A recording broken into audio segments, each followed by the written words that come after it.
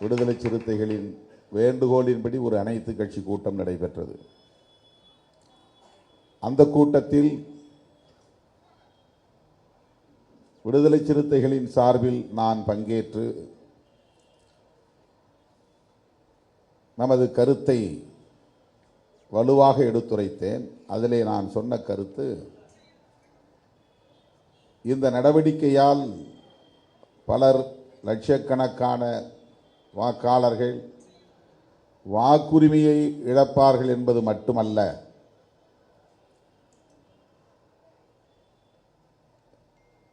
அதற்காக மட்டும் நாம் இதை எதிர்க்க வேண்டும் என்பதில்லை.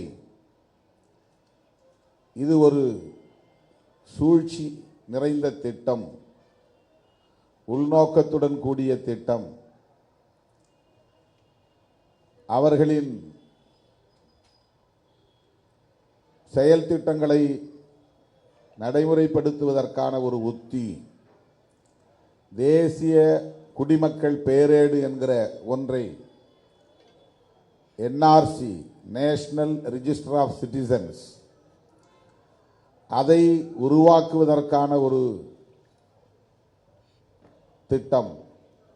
எனவே இதற்கு பின்னணியில் குடியுரிமை தொடர்பான ஒரு செயல் திட்டம் அடங்கியிருக்கிறது. இதை நாம் புரிந்து கொண்டு எஸ்ஐஆரே வேண்டாம் என்று நாம் அனைத்து கட்சியினரும் குரல் கொடுக்க வேண்டும். அதை நடைமுறைப்படுத்துவதற்கு நாம் இடம் கொடுக்கக்கூடாது. இதை தடுப்பதன் மூலம் பிற மாநிலங்களிலும் ஒரு விழிப்புணர்வு ஏற்படும் என்று குடியுரிமையோடு தொடர்புடைய திட்டம் என்று விடுதலை சிறுத்தைகள் கட்சியின் சார்பில் அந்த அனைத்து கட்சி கூட்டத்தில் வலியுறுத்தி பேசினேன். இன்றைக்கு நாடு முழுவதும் இதே கருத்து எதிர்க்கட்சிகளால், ஜனநாயக சக்திகளால், இடதுசாரி அரசியல் சக்திகளால் முன்வைக்கப்படுகிறது. நாம் மட்டும் சொல்லவில்லை, அமித்ஷாவே சொல்லியிருக்கிறார். அண்மையிலே 21ஆம் தேதி குஜராத்திலே நடைபெற்ற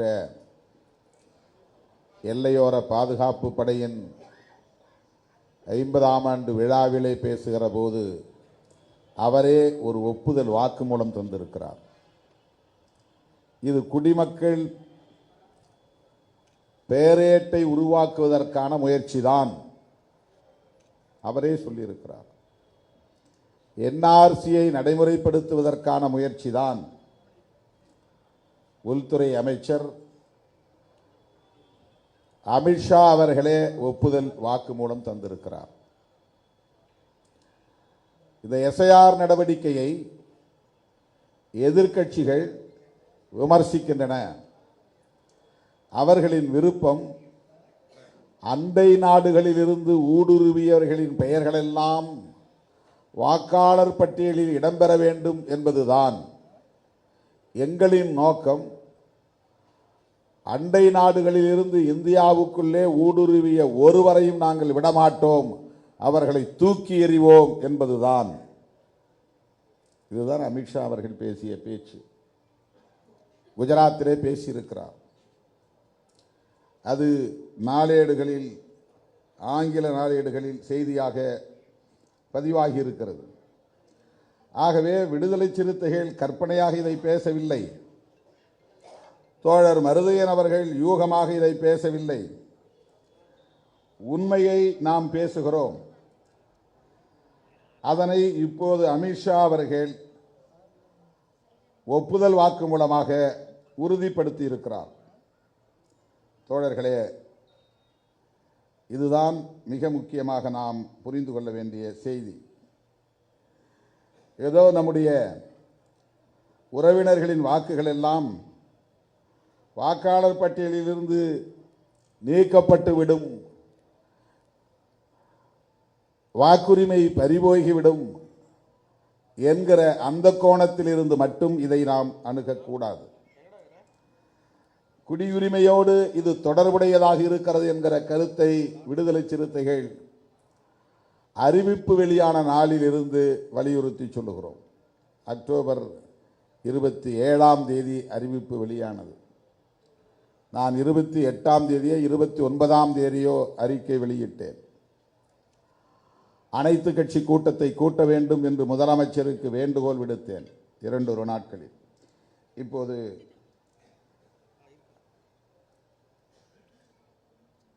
டெக்கான் கிரானிக்கல் என்கிற பத்திரிகையில் வெளியான செய்தி, they don't have right to pollute our democratic system. நம்முடைய ஜனநாயக கட்டமைப்பில் அவர்கள் ஒரு மாசு உருவாகுவதற்கு அல்லது அழுக்கு சேருவதற்கு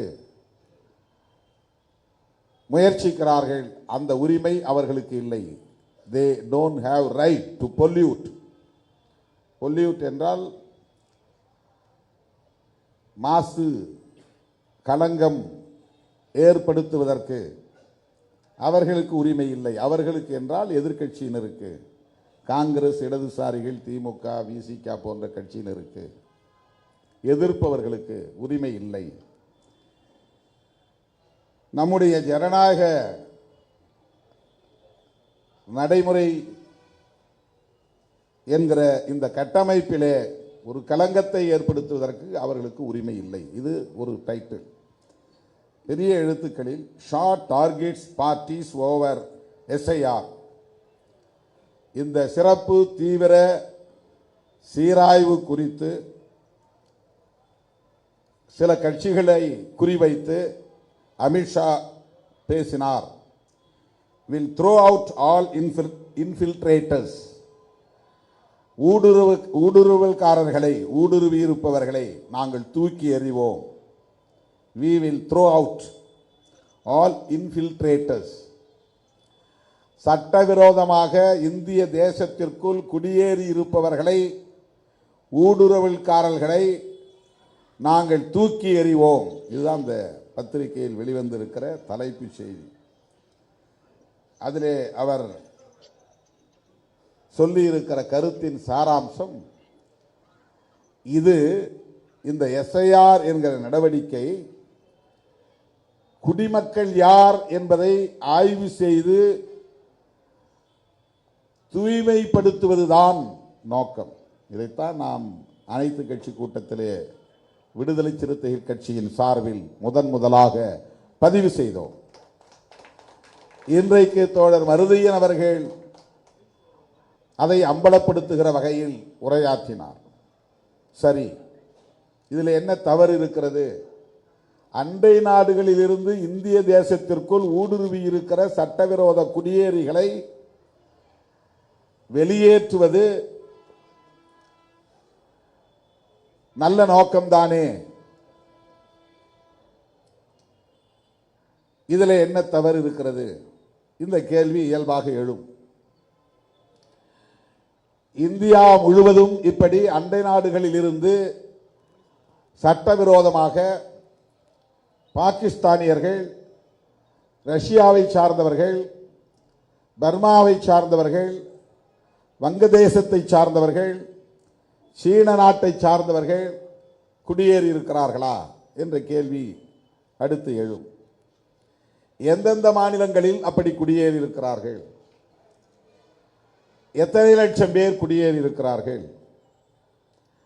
அப்படி குடியேறிய மாநிலங்களில் மட்டும் இதை ஏன் நடைமுறைப்படுத்தக்கூடாது? அதற்கு தேர்தல் ஆணையம்தான் தேவையா? தேர்தல் ஆணையத்திற்கு அந்த அதிகாரம் உண்டா? எந்த சட்டத்தில் தேர்தல் ஆணையத்திற்கு இந்த இன்ஃபில்ட்ரேட்டர்ஸ் என்கிற ஊடுருவல்காரர்களை வெளியேற்றுவதற்கான அதிகாரம் வழங்கப்பட்டிருக்கிறது? இதற்கென்று தேர்தல் ஆணையத்திற்குரிய சட்டம் இடமளிக்கிறதா? வாக்காளர்களை பற்றிய, வாக்குரிமை பற்றிய சட்டம், மக்கள் பிரதிநிதித்துவ சட்டம், அதுதான் தேர்தல் ஆணையத்திற்கான நடைமுறைப்படுத்துவதற்கான சட்டம். தேர்தல் ஆணையம் நடைமுறைப்படுத்துவதற்கான சட்டம். அந்த சட்டத்தில் குடிமக்களை யார் குடிமக்கள், யார் குடிமக்கள் இல்லை என்று தீர்மானித்து அவர்களை வெளியேற்றுவதற்கான அதிகாரம் அந்த சட்டத்தின் கீழ் வழங்கப்பட்டிருக்கிறதா? இதுவெல்லாம் கேள்வி. இதற்கு அமித்ஷா போன்றவர்கள் பதில் சொல்வார்களா? தேர்தல் ஆணையத்தை வைத்து இதை நடைமுறைப்படுத்த வேண்டும் என்று எந்த சட்டம் அனுமதிக்கிறது? ஏன் நீங்கள் தேர்தல் ஆணையத்தை பயன்படுத்துகிறீர்கள்? அசாம் போன்ற வடகிழக்கு மாநிலங்களில் அப்படி ஊடுருவல்காரர்கள் இருக்கிறார்கள் என்கிற போது அசாமிலே நேரடியாக சிஏஏ என்கிற குடியுரிமை திருத்த சட்டத்தை நடைமுறைப்படுத்துகிற துணிச்சலை பெற்ற நீங்கள் அதே சட்டத்தை இந்தியா முழுவதும் நடைமுறைப்படுத்துங்கள். அந்த சட்டத்தை நடைமுறைப்படுத்துவதன் மூலம் தானே என்ஆர்சியை உருவாக்க முடியும். அந்த சட்டத்தை நடைமுறைப்படுத்துவது உள்துறை அமைச்சகம் தானே. அந்த உள்துறை அமைச்சகத்திற்கான அதிகாரம் சிஏஏ என்கிற சட்டத்தின்படி தானே இருக்கிறது. ஆகவே உள்துறை அமைச்சகம் செய்ய வேண்டிய வேலையை, சிஏஏ என்கிற சட்டத்தின்படி செய்ய வேண்டிய வேலையை ஏன் தேர்தல் ஆணையத்தை கொண்டு செய்கிறீர்கள்? இன்றைக்கு நீங்கள் நடத்தி முடித்த பீகாரிலே எவ்வளவு அந்நிய தேசத்து குடியேறிகள் இருக்கிறார்கள்? நீங்கள் இந்த சட்டத்தை, இந்த எஸ்ஐஆர் என்கிற திட்டத்தை நடைமுறைப்படுத்தியதன் மூலம் தோழர் மருதையன் அவர்கள் சுட்டிக்காட்டியதைப் போல 43 லட்சம் பேரை வாக்காளர் பட்டியலில் இருந்து நீக்கி இருக்கிறீர்கள் அல்லவா? அந்த 43 லட்சம் பேரில் எத்தனை பேர் பாகிஸ்தானியர்கள், எத்தனை பேர் பங்களாதேஷிகள், எத்தனை பேர் சீனர்கள், எத்தனை பேர் பர்மியா நாட்டை, மியான்மர் நாட்டை சார்ந்தவர்கள்? உங்களால் ஆதாரம் காட்ட முடியுமா? ஆக அந்நிய தேசத்தை சார்ந்த சட்டவிரோத குடியேறிகளை அப்புறப்படுத்துவதற்குத்தான் எஸ்ஐஆர் என்றால் பீகாரிலே அதை சாதித்து காட்டினீர்களா? நீங்கள் வெளியேற்றியிருக்கிற பட்டியலில் இருந்து நீக்கம் செய்திருக்கிற 43 லட்சம் பேரில் எத்தனை பேர் அந்நிய தேசத்தை சார்ந்தவர்கள், சட்டவிரோத குடியேறிகள்? உங்களால் புள்ளி விவரம் காட்ட முடியுமா? அந்த 43 லட்சம் பேரில் 37% பேர் இந்த மண்ணின் மைந்தர்களான முஸ்லிம்கள் என்பதை மறந்துவிடக் கூடாது. 1 லட்சம் பேருக்கு 37,000 பேர், 43 லட்சம் வாக்காளர்களில் அந்த 37,043 பெருக்கிக் கொள்ளுங்கள். அத்தனை லட்சம் இஸ்லாமியர்களின் வாக்குகள் பறிக்கப்பட்டிருக்கின்றன. எஞ்சியவர்கள் யார்? மிட்டா மிராசுகளா? உயர் சாதி சமூகங்களை சார்ந்தவர்களா? யார் அவர்கள்? மிச்சம் 63% பேர் அவர்கள் இந்த மண்ணின் குடிமக்கள் தான், இந்திய குடிமக்கள் தான். ஏழை எளிய மக்கள், தலித்துகள், ஆதிவாசிகள், மாநிலம் விட்டு மாநிலம் குடிபெயர்ந்த மைக்ரேட்ஸ், இவர்களெல்லாம் யார்? யாரை ஏய்க்கிறீர்கள்? எஸ்ஐஆர் மூலம் நீங்கள் அந்நிய தேசத்தை சார்ந்த சட்டவிரோத குடியேறிகளைத்தான் வெளியேற்றுகிறீர்கள் என்று சொல்லுவது உண்மையா? இல்லை. பீகாரிலே உங்களால் அப்படி ஒரு நபரை கூட காட்ட முடியவில்லை. வேறு எதற்காக இந்த திட்டம்? நாட்டு மக்களுக்கு வெளிப்படையாக சொல்லுங்கள். வாக்காளர் பட்டியலை சீர் செய்வதுதான் உங்களுக்கு நோக்கம் என்றால் ஏற்கனவே நடைமுறையில் இருக்கிற சம்மரி ரிவிஷன் என்கிற அந்த வழக்கமான நடைமுறையே போதும் அல்லவா? 1951 இருந்து இதுவரையில் 8 தடவை இந்த எஸ்ஐஆர் என்கிற செயல் திட்டம் நடைமுறைப்படுத்தப்பட்டதாக நீங்களே உங்களின் அதிகாரபூர்வமான இணையதளத்தில் எலெக்ஷன் கமிஷன் ஆஃப் இந்தியா என்கிற அந்த வெப்சைட்டில் பதிவு செய்திருக்கிறீர்கள். ஏன் இத்தனை ஆண்டுகள் இது விவாத பொருளாக மாறவில்லை? இப்போது மட்டும் ஏன் விவாதிக்கப்படுகிறது? ஏன் இத்தனை முறை எதிர்க்கட்சிகளால் விமர்சிக்கப்படவில்லை? இப்போது மட்டும் ஏன் விமர்சிக்கப்படுகிறது? எதிர்க்கட்சிகளுக்கு இதில் என்ன லாபம்? எதிர்க்கட்சிகளுக்கு இதில் என்ன உள்நோக்கம் இருக்க முடியும்? அமித்ஷா அவர்கள் சொல்லுவதைப் போல எதிர்க்கட்சிகள் அந்நிய தேசங்களில் இருந்து சட்டவிரோதமாக குடியேறியவர்களை இங்கே வாக்காளர் பட்டியலில் இடம்பெறச் செய்ய வேண்டும் என்பதிலே என்ன லாபம் இடதுசாரிகளுக்கு அல்லது காங்கிரஸ் கட்சிக்கு? அதன் மூலம் இதுவரையில் என்ன லாபத்தை ஈட்டி இருக்கிறார்கள்? அவர்கள் வாக்களித்து இவர்கள் எந்த மாநிலத்தில் ஆட்சியை கைப்பற்றி இருக்கிறார்கள்? அவர்களால் தான் காங்கிரஸ் இந்த மாநிலத்தில் ஆட்சியை கைப்பற்றியது என்று ஆதாரம் காட்ட முடியுமா? எஸ்ஐஆர் என்பது அந்நிய நாடுகளில் இருந்து, அண்டை நாடுகளில் இருந்து இந்திய தேசத்திற்குள் சட்டவிரோதமாக குடியேறியவர்களை அப்புறப்படுத்துவதற்கான முயற்சி இல்லை.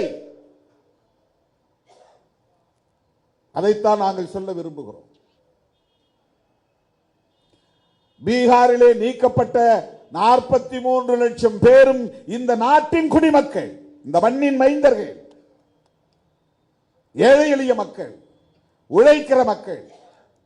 அதிலே பெரும்பான்மை தலித்துகளும் பழங்குடிகளும் சிறுபான்மை சமூகத்தை சார்ந்தவர்களுமாகத்தான் இருக்கிறார்கள். ஏன் அவர்களின் வாக்குரிமையை நீங்கள் பறிக்க வேண்டும்? புரட்சியாளர் அம்பேத்கர் போன்ற மாமனிதர்கள் தோன்றுவதற்கு முன்பு, இங்கே அவர்கள் போராடுவதற்கு முன்பு, தோன்றுவதற்கு முன்பல்ல, போராடுவதற்கு முன்பு வட்டமேசை மாநாட்டில் வயது வந்தோர் அனைவருக்கும் வாக்குரிமை வேண்டும் என்று வாதாடுவதற்கு முன்பு பட்டா உள்ளவர்களுக்கும் பட்டம் படித்தவர்களுக்கு மட்டுமே இங்கு வாக்குரிமை இருந்தது. ஆண்ட சாதி என்று சொல்லுகிறவர்களுக்கும் இங்கே வாக்குரிமை இல்லை. ஏழை எளிய மக்களுக்கு இல்லை. நிலம்புலம் இல்லாதவர்களுக்கு கிடையாது. படிக்காத யாருக்கும் வாக்கு இல்லை. நிலபுலம் இல்லாத ஏழை எளிய மக்களுக்கு வாக்கு இல்லை. இதுதானே இருந்தது தொடக்கத்தில். நாடு விடுதலை பெறுவதற்கு முன்பு இங்கே தேர்தல் நடந்ததா இல்லையா? பிரிட்டிஷ் ஆட்சி காலத்திலே தேர்தல் நடந்ததா இல்லையா? 1950க்கு முன்பு இங்கே தேர்தல் நடந்ததா இல்லையா? அப்போது நடந்த தேர்தல்களில் எல்லாம் யார் வாக்களித்தார்கள்? உனக்கும் எனக்கும் வாக்குரிமை இருந்ததா? இல்லை. 1930, 31, 32 அந்த காலகட்டங்களில் லண்டனில் நடைபெற்ற வட்டமேசை மாநாடுகளில் பங்கேற்று உரையாற்றிய புரட்சியாளர் அம்பேத்கர் அவர்களும் மாவீரன் ரெட்டமலை சீனிவாசன் அவர்களும் வாதாடிய போது வயது வந்த அத்தனை பேருக்கும் வாக்குரிமை வேண்டும் என்று கோரிக்கை வைத்தார்கள். படித்தவர்களோ படிக்காதவர்களோ, ஏழைகளோ பணக்காரர்களோ, நிலம் உள்ளவர்களோ நிலமில்லாதவர்களோ அத்தனை பேருக்கும் வாக்குரிமை அப்படித்தான் வந்தது. அந்த வாக்குரிமையை மறுபடியும் திட்டமிட்டு பறிக்கிற வேளையில் இன்றைக்கு அவர்கள் ஈடுபடுகிறார்கள். அந்த ஏழை எளியவர்களின் கைகளில் இருந்த வாக்குரிமை என்கிற ஆயுதத்தை பறிக்கிறார்கள். சமத்துவம் என்பதை இன்றைக்கு அரசியல் களத்திலே நம்மால் உறுதி செய்ய முடிந்தது. Political democracy. ஆனால் சமூக தளத்திலும் பொருளாதார தளத்திலும் சமூக ஜனநாயகம், பொருளாதார ஜனநாயகம் என்பதை நம்மால் உறுதிப்படுத்த முடியவில்லை. இது எனக்கு பெரும் கவலை அளிக்கிறது என்று புரட்சியாளர் அம்பேத்கர் அவர்கள் பல முறை பதிவு செய்திருக்கிறார். அது என்ன அரசியல் ஜனநாயகம்? ஒருவருக்கு ஒரு வாக்கு, அந்த ஒவ்வொரு வாக்குக்கும் ஒரே மதிப்பு. இதுதான் பொலிட்டிக்கல் டெமோக்ரசி. இதுதான் அரசியல் ஜனநாயகம். இந்திய குடிமக்களாய் உள்ள ஒவ்வொருவருக்கும் ஒரு வாக்குரிமை உண்டு. அந்த ஒவ்வொரு வாக்கும் ஒரே மதிப்பை கொண்டிருக்கும். மோடியின் நண்பர் அதானிக்கும் ஒரு வாக்குதான். மோடியை எதிர்த்து அன்றாடம் போராடி கொண்டிருக்கிற திருமாவளவனுக்கும் ஒரு வாக்குதான். அதானியின் வாக்கின் மதிப்பும் திருமாவளவனின் வாக்கு மதிப்பும் ஒன்றுதான், சமம்தான். இந்த சமத்துவத்தை அரசமைப்பு சட்டத்தின் மூலம் நிலைநாட்டியவர் புரட்சியாளர் அம்பேத்கர் அவர்கள். ஈக்குவாலிட்டி என்கிற சமத்துவத்தை இதன் மூலம் அரசமைப்பு சட்டத்தின் வழி நிலைநாட்டியவர். அந்த சமத்துவத்தை பறிக்கிற செயலில் ஈடுபடுகிற ஒரு செயல் திட்டம்தான் எஸ்ஐஆர். இல்லை என்று உங்களால் மறுக்க முடியுமா? இதற்கு பீகாரே சாட்சியமாக நிற்கிறது. நீங்கள் பட்டியலில் இருந்து நீக்கம் செய்திருக்கிற 43 லட்சம் பேரும் இந்த நாட்டின் குடிமக்களா இல்லையா? அவர்கள் ஏன் வாக்காளர் பட்டியலில் இடம்பெறவில்லை? இதுதான் உங்கள் சூது, உங்கள் சூழ்ச்சி. நீங்களும் MBBS படிக்கலாம், ஆனால் அதை நீங்கள் எட்டுவதற்கு மிகப்பெரிய தடைகளை எல்லாம் தாண்டி வர வேண்டும். அதன் மூலம் உங்களை வடிகட்டுவோம். நீங்களும் நீதிபதி ஆகலாம், ஆனால் அதை எட்டுவதற்கு உங்களால் ஒருபோதும் முடியாது. உச்ச நீதிமன்றம் என்றால் அது உயர் சாதி மன்றம் என்கிற நிலையை நாங்கள் எங்களின் சூது சூழ்ச்சியால் வடிவமைத்து வைத்திருக்கிறோம். உங்களுக்கு எல்லாம் திறந்திருக்கிறது, ஆனால் உங்களால் வர முடியாது. கோவில் வாசல் திறந்திருக்கும், ஆனால் கருவறைக்குள் நுழைய முடியாது. கோவில் கதவை நாங்கள் மூடவில்லை, திறந்துதான் இருக்கிறது. நீங்களும் வரலாம், ஆனால் கருவறைக்குள் உங்களால் நுழைய முடியாது. இப்படித்தான் இவர்கள் எல்லா சதித்திட்டங்களையும் தீட்டுகிறார்கள், தொலைநோக்கு பார்வையோடு செய்கிறார்கள். அவர்களுக்கான திட்டத்திற்குரிய தொலைநோக்கு பார்வை, அவர்களின் செயல் திட்டத்தை நடைமுறைப்படுத்துவதற்கான தொலைநோக்கு பார்வை. இன்னும் 25 ஆண்டுகளுக்கு பிறகு இந்தியா எப்படி இருக்க வேண்டும் என்பதை கடந்த 25 ஆண்டுகளுக்கு முன்பே அல்லது 50 ஆண்டுகளுக்கு முன்பே அவர்கள் தீர்மானித்து விட்டார்கள். இன்றைக்கு அதை நடைமுறைப்படுத்துவதற்கான ஒரு நிலையை அவர்கள் எட்டியிருக்கிறார்கள். இந்த வாய்ப்பை பயன்படுத்தி அவர்கள் விரும்புகிற இந்தியாவை கட்டமைக்கப் போகிறார்கள். இது எல்லாவற்றோடும் சேர்ந்ததுதான் இந்த SIR. இது வெறும் தேர்தல் ஜனநாயகத்தில் நடைமுறைப்படுத்துகிற வழக்கமான ஒரு பியூரோக்ராட் அப்ரோச் அல்ல, ஒரு அதிகார வர்க்கத்தின் அணுகுமுறை அல்ல. இது ஒரு அரசியல் சதி திட்டம். அவர்களை எதிர்க்கிறவர்கள், எப்போதும் அவர்களை ஏற்காதவர்கள், பன்மைத்துவத்தை விரும்புகிறவர்கள், மதச்சார்பின்மையை உயிர்மூச்சு கோட்பாடாக கொண்டிருப்பவர்கள், வலதுசாரி அரசியலை முழுமையாக மூர்க்கமாக எதிர்ப்பவர்கள், இடதுசாரிகள், இவர்களை எல்லாம் வீழ்த்த வேண்டுமானால் அவர்களின் ஆதரவு சக்திகளாக இருப்பவர்களை மெல்ல மெல்ல பலவீனப்படுத்துவது, அந்நியப்படுத்துவது, அப்புறப்படுத்துவது, செயலிழக்கச் செய்வது. அரசமைப்பு சட்டத்தில் மிக முக்கியமான உயிர் மூச்சு கோட்பாடுகளாக இருக்கிற மதச்சார்பின்மை அவர்களின் நோக்கத்திற்கு எதிரானது. பன்மைத்துவம் அவர்களின் இலக்குக்கு எதிரானது. கூட்டாட்சி தத்துவம் அவர்களின் நோக்கத்திற்கு எதிரானது. செக்யூலரிசம் என்கிற மதச்சார்பின்மை பிஜேபி RSS ஆல் ஒருபோதும் ஏற்றுக்கொள்ள முடியாத ஒரு கோட்பாடு. புளூரலிசம் என்கிற பன்மைத்துவம், எத்தனை மதங்களும் இங்கே இருக்கலாம், எத்தனை மொழிகள் பேசக்கூடியவர்களும் இங்கே வாழலாம், ஆனால் சகோதரத்துவத்தோடு சமூக ஜனநாயகத்தை பெருக்கி இவர்கள் அந்த பன்மைத்துவத்தை பாதுகாத்துக் கொள்ளலாம் என்கிற அந்த புளூரலிசம், பன்மைத்துவம், அந்த கோட்பாடு ஒரு காலத்திலும் பிஜேபி RSS போன்ற சக்திகளால் ஏற்றுக்கொள்ள முடியாது. பெடரலிசம் என்கிற கூட்டாட்சி தத்துவம் அவர்களால் ஏற்றுக்கொள்ள முடியாது. மாநிலங்களுக்கு அதிகாரம், தன்னிச்சையாக சட்டம் இயற்றிக் கொள்ளுகிற அதிகாரம், விரும்புகிறபடி கல்விக் கொள்கையை வகுத்துக் கொள்ளுகிற அதிகாரம், தங்கள் விருப்பப்படி MBBS போன்ற தொழிற்கல்விகளை உருவாக்கி கொண்டு அதை தம்வயப்படுத்திக் கொள்ளுகிற அதிகாரம் கிடையாது. உங்களை மானிட்டர் பண்றதுக்கு எப்போதும் நாங்கள் KN ரவி போன்ற ஆட்களை வைத்திருப்போம், RN ரவி போன்றவர்களை வைத்திருப்போம். நீங்கள் சட்டமன்றத்தில் நிறைவேற்றுகிற மசோதாக்களை நாங்கள் சட்டமாக்க மாட்டோம், கையெழுத்து போட மாட்டோம். குறைந்தபட்ச இந்த மாநில அரசுகளுக்கான அதிகாரத்தையும் அவர்களால் ஏற்றுக்கொள்ள முடியாது.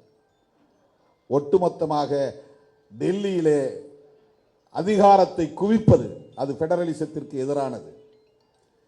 ஒரே தேசம் ஒரே மதம் அது பன்மைத்துவத்திற்கு எதிரானது. ஒரே தேசம் ஒரே மொழி அது பன்மைத்துவத்திற்கு எதிரானது. ஒரே தேசம் ஒரே கலாச்சாரம் அது பன்மைத்துவத்திற்கு எதிரானது. அரசுக்கு ஒரு மதம் வேண்டும், அது மதச்சார்பின்மைக்கு எதிரானது. இவை அனைத்தும் அரசமைப்பு சட்டம் முன்மொழியும் கோட்பாடுகள். அரசமைப்பு சட்டம் முன்மொழியும் கோட்பாடுகள் என்றால் புரட்சியாளர் அம்பேத்கர் முன்மொழிகிற கோட்பாடுகள். இது அம்பேத்கரின் அரசியல். இந்த தேசம் புதிதாக கட்டமைக்கப்படுகிற இந்த தேசம் மதசார்பற்ற அரசை கொண்டிருக்கும். இந்த தேசம் பல மொழிகளை பேசுகிற மக்களையும் பல மதங்களை பின்பற்றுகிற மக்களையும் இணைத்து சகோதரத்துவத்தோடு வழிநடத்தும். அந்த பன்மைத்துவம் இங்கே வலுப்பெறும். அப்படிப்பட்ட ஒரு தேசமாக இது இருக்கும். இந்த தேசம் பல மாநிலங்களை கொண்டதாக இருக்கும். அந்த மாநில அரசுகள் மைய அரசை சார்ந்திருக்காமல் தனித்து இயங்கக்கூடிய வலிமை பெற்றதாக இருக்கும். ஒரு குவாசி ஃபெடரல் ஸ்ட்ரக்சர். முழுமையான பெடரலிசம் இல்லை, ஆனாலும் மாநிலங்கள் முழுமையாக ஒன்றிய அரசை சார்ந்து கிடக்காது. தனித்து இயங்குகிற அதிகாரமும் உண்டு. தங்களுக்கான சட்டங்களை இயற்றிக் கொள்ளுகிற அதிகாரங்களும் மாநில அரசுகளுக்கு உண்டு. தங்களுக்கான பொருளாதார உற்பத்தியை மேம்படுத்திக் கொள்ளுகிற, தொழில் வளத்தை மேம்படுத்திக் கொள்ளுகிற, கலாச்சாரத்தை பாதுகாத்துக் கொள்ளுகிற அதிகாரம் உண்டு. அதுதான் குவாசி ஃபெடரல். இதை அனுமதிப்பது அரசமைப்பு சட்டம். இதை முன்மொழிந்தது புரட்சியாளர் அம்பேத்கர். இந்த மூன்று முக்கிய கோட்பாடுகளுக்கும் நேர் எதிரி பாஜக, ஆர்எஸ்எஸ். ஏன் திருமாவளவன் பிஜேபியை எதிர்க்கிறான் அல்லது விமர்சிக்கிறான் என்பதை விட ஏன் திமுக இடதுசாரிகளோடு கைகோர்த்து நிற்கிறான் என்பதற்கு இதுதான் அடிப்படை. சில சில்லறைகள் ஏதோ நாம் 2 சீட்டுக்கு 3 சீட்டுக்குமாக அங்கே நிற்கிறோம் என்று விமர்சித்துக் கொண்டிருக்கிறார்கள். அவர்கள் அரசியல் அறியாமையில் உழலுகிற அற்பர்கள். அவர்களுக்கு நம்மை புரிந்து கொள்வதற்கு இன்னும் பல 10 ஆண்டுகள் ஆகும். நம் அரசியலை புரிந்து கொள்வதற்கு இன்னும் பல 10 ஆண்டுகள் ஆகும். நம்முடைய அரசியல் என்றால் திருமாவளவன் அரசியல் அல்ல, அம்பேத்கர் அரசியல், பெரியார் அரசியல், மார்க்சிய அரசியல். அந்த அரசியலை புரிந்து கொள்வதற்கு அவர்களுக்கு போதிய மூளை வலிமை இல்லை. அதுதான் காரணம். எனவேதான் நம்மை குறைத்து மதிப்பிடுகிறார்கள். அரசியல் ஆதாயம்தான் நோக்கம் என்றால் கூடுதல் அதிகாரம் கிடைக்கிற கூட்டணியில் இடம்பெறுவது என்ன பெரிய வேலையா என்ன? அப்பப்போ மாற்றிக்கொள்ள 2 பக்கம் பேசிக்கிட்டு எல்லா கதவுகளையும் திறந்து வைத்துக் கொண்டிருந்தால் நிறைய கூடுதல் இடங்களை வாங்கலாம். என்ன அங்கே கூப்பிடுறாங்க இங்கே கூப்பிடுறாங்கன்னு சொன்னால் இங்கே பேரத்தை பேச முடியும். நான் எல்லா கதவுலையும் சாத்திட்டு நான் உன் கூட தான் இருக்கிறேன், நீங்க எங்கும் போய்விடக்கூடாது, எங்க கூடவே நிற்கணும், நாங்கள் உங்க கூடவே நிற்கணும் அப்படின்னு ஒரு கூட்டணியை உறுதிப்படுத்துகிற வேலையை திருமாவளவன் செய்து கொண்டிருக்கிறான். அந்த கூட்டணி ஜனநாயகத்தை பாதுகாக்கிற கூட்டணி, அரசமைப்பு சட்டத்தை பாதுகாக்கிற கூட்டணி.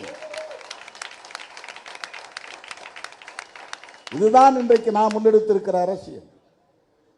அந்த அடிப்படையில் தான் நாம் அரசியல் ஆதாயங்களை கருத்தில் கொள்ளாமல் புரட்சியாளர் அம்பேத்கரின் கனவை நனவாக்க வேண்டும் என்கிற பெரும் திட்டத்தோடு பெரும் நோக்கோடு இயங்கிக் கொண்டிருக்கிறோம். எனவேதான் கூட்டணி கட்சிகளோடு சேர்ந்து ஆர்ப்பாட்டம் நடத்தியும் கூட அதிலே ஒரு திருப்தி ஏற்படாமல் இன்றைக்கு விடுதலை சிறுத்தைகள் தனித்து ஒரு ஆர்ப்பாட்டத்தை நடத்தினோம்.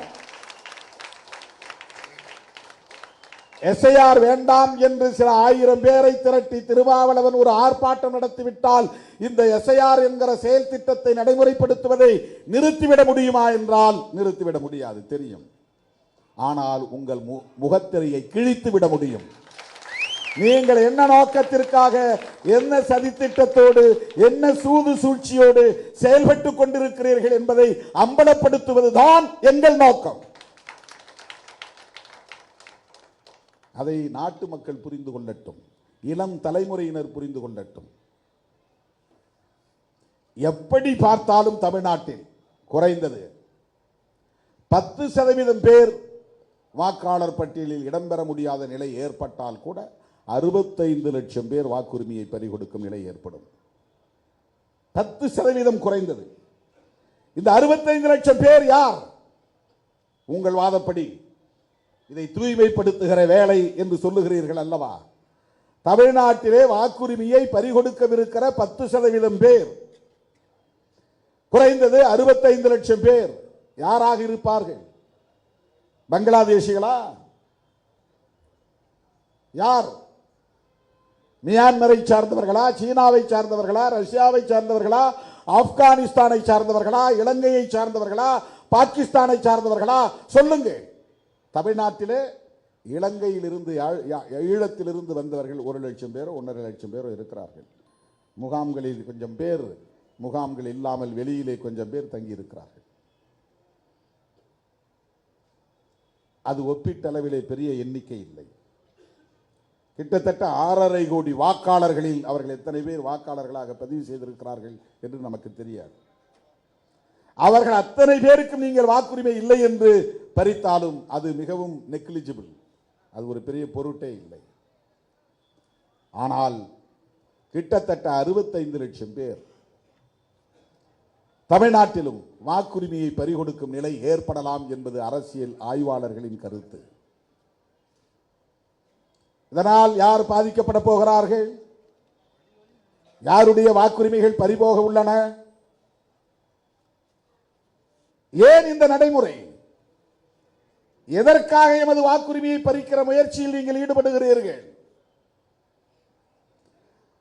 அவர்களுக்கு ஒட்டுமொத்தத்தில் சிஏஏ சட்டத்தை நடைமுறைப்படுத்த வேண்டும். அதன் மூலம் என்ஆர்சி என்கிற அந்த குடிமக்கள் பேரேட்டை உருவாக்க வேண்டும். இது அவர்களின் அடுத்த செயல் திட்டத்திற்கான ஒரு அடித்தளம். அடுத்த செயல் திட்டத்திற்கான அடித்தளம் என்றால் அந்த அடுத்த செயல் திட்டம் என்ன? அவர்களின் அரசியலை உற்று நோக்கினால் உங்களுக்கு தெரியும். அவர்களின் பேட்டிகளை நீங்கள் கவனித்தால் தெரியும். அவர்களின் சுவர் எழுத்து விளம்பரங்களை பார்த்தால் உங்களுக்கு தெரியும். கழகங்கள் இல்லாத தமிழகம், இதை சுவர் எழுத்துக்களை எழுதி போட்டிருந்தார்கள். கழகங்கள் என்றால் திமுக, அதிமுக, அதன் அடிப்படையிலே வந்த கழகங்கள் தமிழ்நாட்டிலே இல்லை என்ற நிலையை நாங்கள் உருவாக்குவோம். இது அவர்களின் முழக்கம்.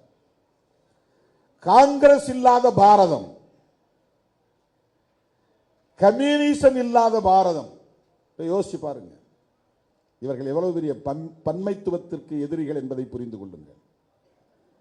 பல கட்சிகள் இருக்க வேண்டும் என்பது பன்மைத்துவத்தில் ஒன்று. அது ஒரு பன்மைத்துவ கூறு. காங்கிரஸ் இருக்கலாம், காங்கிரஸ்ல இருந்து பல கட்சிகள் உருவாகலாம். கம்யூனிஸ்டில் இருக்கலாம், கம்யூனிஸ்டில் இருந்து பல கட்சிகள் உருவாகலாம். அம்பேத்கர் இயக்கங்களில் பல கட்சிகள் இருக்கலாம். சில கட்சிகள் மொழிவழி தேசியத்தை பேசும், சில கட்சிகள் சாதி ஒழிப்பை பேசும், சில கட்சிகள் பாட்டாளி வர்க்க விடுதலையை பேசும், சில கட்சிகள் தேசிய இன விடுதலையை பேசும் அல்லது உரிமையை பேசும். காங்கிரஸ் போன்ற கட்சிகள் அகில இந்திய அளவிலான தேசியவாதத்தை பேசும். இவையெல்லாம் அனுமதிக்கப்பட வேண்டும் என்பதுதான் பன்மைத்துவத்தின் உயிர் மூச்சு. அரசமைப்பு சட்டம் தருகிற வாய்ப்பு. இவை அனைத்தையும் ஒழிப்போம் என்பது பிஜேபியின் முழக்கம். காங்கிரஸ் இல்லாத பாரதம், அப்படி எப்படி ஒரு கட்சியை நீங்க இல்லாமல் ஒழிக்க முடியும்? ஒழிப்போம் என்று சொல்லுவது வெறும் அரசியல் முழக்கம் அல்ல, அதற்கு பின்னால் இருக்கிற அவர்களின் கொள்கை சார்ந்த சதி திட்டம். அது பன்மைத்துவத்திற்கு எதிரான ஒரு சதி முயற்சி. அது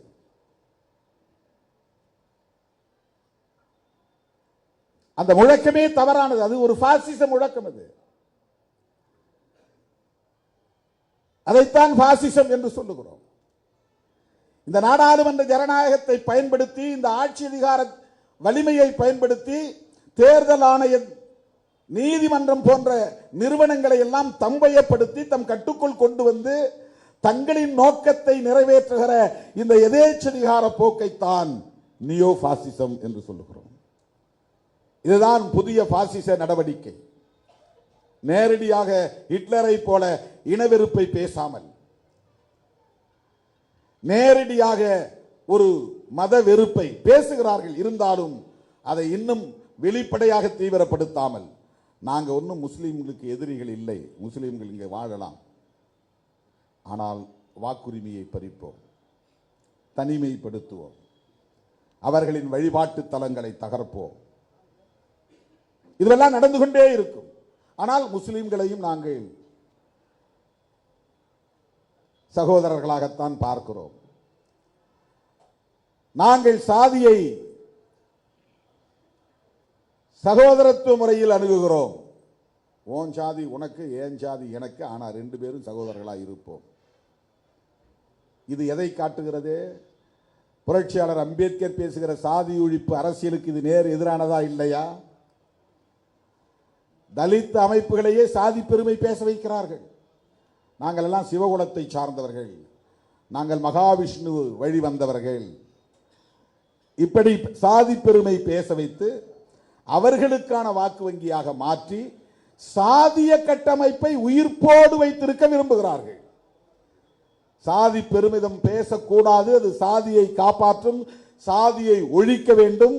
இந்த காலத்தில் முடிகிறதோ இல்லையோ, இந்த கருத்துள்ள தலைமுறை வளர வளர அது தானாக உதிர்ந்து போகிற காலம் கனியும் என்கிற ஒரு நம்பிக்கை புரட்சியாளர் அம்பேத்கர், தந்தை பெரியார், மகாத்மா ஜோதிபா பூலே போன்றவர்களுக்கு இருந்தது. அதை சீர்குலைக்கிற முயற்சி. சாதி பெருமை பேசு, உன் சாதி பெருமை நீ பேசுறது ஒன்றும் தப்பு இல்லை. அதற்கு பல பேர் விட்டில் பூச்சிகளாய் அங்கே சுற்றி கிடக்கிறார்கள், சுற்றி கொண்டிருக்கிறார்கள், அந்த பெருமைக்குள்ளே மாய்ந்து போகிறார்கள். இவையெல்லாம் அவர்களின் சதி. சகோதரத்துவத்தை பேணுவது போல் சகோதரத்துவத்தை சிதைப்பது. சாதி பெருமை பேசும்போது என்ன ஆகுது? அம்பேத்கர் என்கிற ஒரு அடையாளத்தை பயன்படுத்தி இந்தியா முழுவதும் ஷெட்யூல் காஸ்ட் என்கிற பெயரில் 30 கோடி மக்கள் ஒரே உணர்வை பெற்றவர்களாக எழுச்சி பெற்ற நிலையை இன்றைக்கு சாதாரணமாக தகர்த்து விட்டார்கள். இப்ப யாரும் நீ என்ன ஷெட்யூல் காஸ்ட் சொல்லாதாங்கிறான், சில பேர் என்ன தலித்துன்னு சொல்லாதாங்கிறான். நீ யாரான்னா அவன் சொந்த சாதி தான் எனக்கு பெருமை. இந்திய அளவிலே ஒரே அடையாளத்தின் கீழ், ஒரே குடையின் கீழ் ஒரு பேர் இனமாக எழுச்சி பெறுவதற்கு புரட்சியாளர் அம்பேத்கர் ஷெட்யூல் காஸ்ட் ஃபெடரேஷன் என்ற அமைப்பை உருவாக்கினார். ஒடுக்கப்பட்டவர்கள், வஞ்சிக்கப்பட்டவர்கள், கடுமையாக சுரண்டப்பட்டவர்கள், இவர்களை ஒருங்கிணைப்பதற்கு ஒரு பேனர் தேவை என்று ஷெட்யூல் காஸ்ட் ஃபெடரேஷன். இது எவ்வளவு பெரிய பரந்த பார்வை! இவன் தேசிய அளவில் சாதி பிரச்சனைகள் இருக்கின்றன. ஒவ்வொரு மாநிலத்திலும் ஒரே மாதிரியான ஒடுக்குமுறையை இந்த மக்கள் சந்திக்கிறார்கள். இவர்கள் அத்தனை பேரும் நிலமற்றவர்களாக இருக்கிறார்கள், அதிகாரமற்றவர்களாக இருக்கிறார்கள், சாதிய வன்கொடுமைகளுக்கு அன்றாடம் ஆளாகிறார்கள், படுகொலைக்கு ஆளாகிறார்கள், பெண்கள் அவமானப்படுத்தப்படுகிறார்கள், இழிவுபடுத்தப்படுகிறார்கள். இவர்கள் அத்தனை பேரையும் தனித்தனியே திரட்டி போராட முடியாது. தேசிய அளவில் ஒரே உணர்வாக இவர்கள் எழுச்சி பெற வேண்டும் என்பதற்கான முதல் முயற்சி அவர் எடுத்தது ஷெட்யூல் காஸ்ட் ஃபெடரேஷன். ஒரு அடையாளத்தின் கீழ் இந்த மக்களை ஒருங்கிணைக்கிற முயற்சி. அதன் பிறகு இவர்கள் பெரும்பாலும் அமைப்பு சாரா தொழிலாளர்களாக இருக்கிறார்கள், தொழிலாளர் வர்க்கமாக இருக்கிறார்கள் என்பதனால் இண்டிபெண்டன்ட் லேபர் பார்ட்டி என்கிற பெயரில் கட்சியை தொடங்கினார். சுதந்திர தொழிலாளர் கட்சி என்று தெருவை கூட்டுகிறவர்கள் போன்ற பல தொழில்களை, அமைப்பு சாரா தொழில்களை, விவசாய தொழில் உள்ளிட்ட இந்த தொழிலாளர்களை ஒருங்கிணைப்பதற்கான ஒரு பெருமுயற்சியிலே இறங்கினார். அதன் பிறகு இந்த மக்கள் மதம் மதம் என்கிற உணர்விலே ஒட்டி கிடக்கிறார்கள். அதிலிருந்து இவர்களை வெளியேற்றி இன்னொரு வாய்ப்பை அல்லது ஒரு களத்தை இவர்களுக்கு உருவாக்கி தர வேண்டும். சாதியத்தை ஏற்காத பௌத்தத்தை தழுவுவோம் என்று பௌத்தத்தை தழுவினார். இதுவெல்லாம் அவர் கையாண்ட உத்திகள். இந்த மக்களை ஒரே அடையாளத்தின் கீழ் திரட்ட வேண்டும் என்பதற்காக அவர் மேற்கொண்ட முயற்சி அது. ஷெட்யூல் காஸ்ட் ஃபெடரேஷன் என்பதும் சரி, இண்டிபெண்டன்ட் லேபர் பார்ட்டி என்பதும் சரி, அதன் பிறகு அவர் உருவாக்க நினைத்த RPI republican party of India என்கிற அரசியல் கட்சி தொடங்குவதற்கான முயற்சியும் சரி, பௌத்தத்தை தழுவுவோம் என்று கடைசி காலத்தில் அவர் பௌத்தத்தை ஏற்றதும் சரி, இதுவெல்லாம் ஏதோ அவர் தனிப்பட்ட முறையிலே அவருடைய ஆசாபாசங்களை தம்முடைய விருப்பு வெறுப்பை நிறைவேற்றுவதற்காக எடுத்த முடிவு அல்ல. இந்தியா முழுவதும் அவர்களுக்கு இந்த மக்களை எப்படி ஒருங்கிணைக்க வேண்டும் என்கிற வேட்கையிலிருந்து எடுத்த முடிவு. அவர் மட்டும் எனக்கு இந்த மதம் பிடிக்கல, நான் ஒரு புத்திஸ்டா மாறி போறேன் அப்படின்னு உடனே முடிவு எடுத்திருக்கலாம். அவருக்கு இந்த ஹியூமிலியேஷன் தாங்க முடியலன்னா, நான் ஒரு இந்துவா இருக்க விரும்பல, நான் முஸ்லீமா போறேன் அல்லது கிறிஸ்டியனா போறேன் அல்லது புத்திஸ்டா போறேன் அப்படின்னு உடனடியாக முடிவு எடுத்திருக்கலாம். அப்படி எடுக்கவில்லை. 1935ஆம் ஆண்டு ஏலோ என்கிற இடத்தில் அவர் பேசுகிற போது, நான் பிறக்கும் போது ஒரு இந்துவாக பிறந்து விட்டேன், அது நான் எடுத்த முடிவு இல்லை, ஆனால் இறக்கும் போது ஒரு இந்துவாக இறக்க மாட்டேன், இது உறுதி என்று சொன்னார். 21 ஆண்டுகளுக்கு பிறகு 1956ஆம் ஆண்டு அக்டோபர் திங்கள் 14ஆம் நாள் கிட்டத்தட்ட 10 லட்சம் பேரோடு பௌத்தத்தை தழுவினார். அத்தனை லட்சம் பேரோடு அவர் பௌத்தத்தை தழுவினார் என்பதை விட இந்து மதத்தில் இருந்து வெளியேறினார் என்பதுதான் செய்தி. அதுதான் வரலாற்று செய்தி. இவையெல்லாம் எதற்காக? அகில இந்திய அளவில் ஒரே அடையாளத்தின் கீழ் இந்த மக்களை அணிதிரட்ட வேண்டும் என்கிற ஒரு பெரும் முயற்சி. இந்த கொடுமைகளில் இருந்து காலம் காலமாக இவர்கள் உழன்று கொண்டிருக்கிறார்கள். இந்த கொடுமைகளில் இருந்து இவர்கள் விடுதலை பெற வேண்டும் என்பதற்கான ஒரு பெரும் முயற்சி. ஆனால் இன்றைக்கு ஆர்எஸ்எஸ் மிகச் சாதாரணமாக அரசியல் ஆதாயங்களுக்காக சில அமைப்புகளை தம்பயப்படுத்தி பதவிகளை தந்து அதிகார ஆசையை ஊட்டி சாதி பெருமையை பேச வைத்து தனித்தனி குழுக்களாக உடைத்து விட்டார்கள். அம்பேத்கர் எங்களுக்கு தலைவர் இல்லை என்று சொல்ல வைத்து விட்டார்கள். இது எவ்வளவு பெரிய கொடுமை! எங்கள் சாதிக்கு தனி தலைவர் இருக்கிறார் என்று இந்த தலைமுறை பேசக்கூடிய நிலை உருவாகி இருக்கிறது. அம்பேத்கருக்கும் எங்களுக்கும் சம்பந்தமில்லை என்று பேசுகிற ஒரு புதிய தலைமுறையை இந்த சங்க பரிவாரங்கள் தான் உருவாக்கி இருக்கிறது. ஒரே மேடையில் நின்ற தலித் இயக்க தலைவர்கள் இன்றைக்கு ஒரு மேடையில் நிற்க முடியாத சூழலை இந்த 10 ஆண்டுகளில் ஏற்படுத்தி விட்டார்கள். இந்தியா முழுவதும் இப்படி ஒவ்வொரு தனித்தனி சாதியாக இன்றைக்கு சிதறடிக்கப்பட்டிருக்கிறார்கள். இவையெல்லாம் ஆர்எஸ்எஸ் சங் பரிவார்களின் திட்டமிட்ட சூது சூழ்ச்சி அரசியல். இதை எப்படி புரிந்து கொள்ள போகிறோம்? இதை எப்படி எதிர்கொள்ள போகிறோம்? இவற்றை எப்படி முறியடிக்க போகிறோம்? அப்படிப்பட்ட செயல் திட்டங்களின் மூலமாகத்தான் ஒவ்வொரு மாநிலத்திற்குள்ளும் அவர்கள் ஊடுருவுகிறார்கள். அரசியல் கட்சிகளை கூட்டணியில் சேர்த்து ஊடுருவுவது, சாதி சங்கங்களை வளைத்து போட்டு அவர்களை மதவாத அரசியலுக்கு ஆட்படுத்தி அவர்கள் மூலமாக ஊடுருவுவது, சாதிய சங்கங்களை சாதி பெருமைகளை பேச வைத்து அந்த உணர்வுகளை வளர்த்து மத வெறியை தூண்டுவது, அந்த மதவெறியின் மூலம் அவர்கள் சாதிக்க நினைப்பது மத மாற்றத்தை தடுப்பது, அவர்கள் சாதிக்க நினைப்பது ஒரே மதம் என்கிற இலக்கை தொடுவது, அவர்கள் சாதிக்க நினைப்பது இந்துக்கள் என்கிற பெரும்பான்மைவாதத்தின் மூலம் இந்த தேசத்தை இந்து ராஷ்டிராவாக கட்டியமைப்பது. இவையெல்லாம் அவர்களின் லாங் டேர்ம் கோல்ஸ், நீண்டகால நெடுங்கால இலக்குகள். அதற்காகத்தான் இதையெல்லாம் செய்கிறார்கள். நீங்க ஒரு சாதி சங்கத்தை உருவாக்கி நாளைக்கு அமித்ஷா அவர்களை வரவழைக்க வேண்டும் என்று விரும்பினால் அதற்கு ஏற்பாடு செய்ய ஆட்கள் இருக்கிறார்கள். நீங்க 100 பேர் தான் இருக்கிறீங்களா கூட 100 பேரை பார்க்கறதுக்கு அவர் ரெடியா இருக்கிறார்.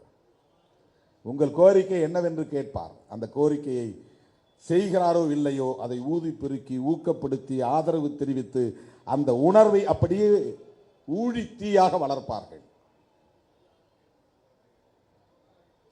ஆண்ட பரம்பரை என்றெல்லாம் பேச வைப்பார்கள். நோக்கம் சாதி உணர்வு வளர வளரத்தான் மத உணர்வு வளரும், மத உணர்வு வளர வளரத்தான் இங்கே பிற மதங்களுக்கு எதிராக இவர்கள் விரும்புகிற பெரும்பான்மைவாத உணர்வை இங்கே கட்டமைக்க முடியும். தோழர்களே, இப்படிப்பட்ட ஒரு நீண்ட நெடிய விரிவான அரசியல் சதித்திட்டங்களோடு தான் ஒவ்வொன்றையும் அவர்கள் மிக நுட்பமாக நடைமுறைப்படுத்துகிறார்கள். இது எதுவும் நான் இட்டுக்கட்டி பேசுவதாக நீங்கள் எண்ணிவிடக் கூடாது. மிகைப்படுத்துகிறேன், அதீத கற்பனையில் பேசுகிறேன் என்று கருதிவிடக் கூடாது. நான் சொன்ன ஒவ்வொன்றும் நடந்து கொண்டே வருகிறது, நிகழ்ந்து கொண்டே வருகிறது. ஆகவே எஸ்ஐஆர் என்பது வெறும் தேர்தல் லாபங்களுக்காக மட்டுமே சிலரின் வாக்குகளை பறித்து ஆட்சியை கைப்பற்றுவது என்பதல்ல. அவர்களுக்கு ஒரு மிகப்பெரிய நோக்கம் இருக்கிறது. சிஏஏ என்கிற சட்டத்தை நடைமுறைப்படுத்தி தேசிய குடிமக்கள் பேரேட்டை உருவாக்கி அதன் மூலம் தங்களுக்கு எதிரான வாக்கு வங்கியையும் சிதறடித்து இந்து பெரும்பான்மைவாதத்தை இங்கே நிலைநாட்டுவதுதான் இந்திய அரசமைப்பு சட்டம் முன்மொழிகிற இந்த கோட்பாடுகளை சிதைப்பதுதான் மதசார்பற்ற அரசாக இன்றைக்கு இயங்கிக் கொண்டிருக்கிற இந்திய ஒன்றிய அரசை மதவெறியர்கள் ஆண்டாலும் இன்றைக்கும் இந்த அரசு மதசார்பற்ற அரசுதான். மோடி, அமித்ஷா போன்ற மதவாதிகள் ஆட்சி பீடத்திலே அமர்ந்தாலும் அரசமைப்பு சட்டத்தின்படி இந்திய ஒன்றிய அரசு இன்றைக்கும் ஒரு மதசார்பற்ற அரசுதான். அதைத்தான் அவர்களால் ஏற்றுக்கொள்ள முடியவில்லை, ஜீரணிக்க முடியவில்லை.